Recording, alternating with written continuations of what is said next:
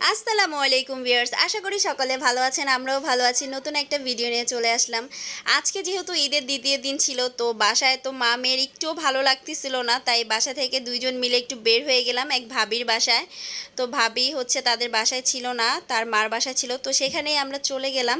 তো এসে তো জারিফার ভাল লাগতেছিল না, কারণ তার বোনও তার সাথে ছিল না, বাসায় ছিল না। তো এইদিকে জারিফার বাবাকে আবার ফোন দিলাম যে আসো একটু বাইরে থেকে একটু ঘুরে আসি মেয়েকে নিয়ে। তো জারিফার বাবাও চলে আসলো আমাদেরকে নিতে। তো এখন আমরা যাচ্ছি ফুডবাজে।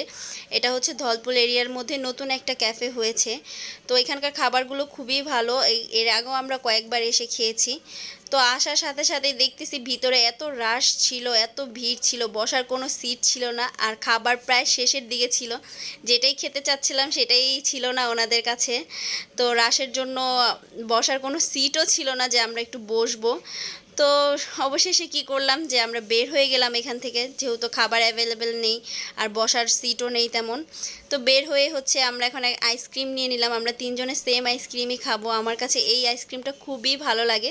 তো খেতে খেতে তিনজন আবার বাসায় ব্যাক করলাম, বাসায় চলে আসলাম। তো আজকের দিনটা এরকমই ছিল, খুবই ভালো কেটেছে সময়গুলো। তো আশা করি ভিডিওটা ভালো লাগবে, ভালো লাগলে লাইক কমেন্ট শেয়ার। আল্লাহ হাফেজ।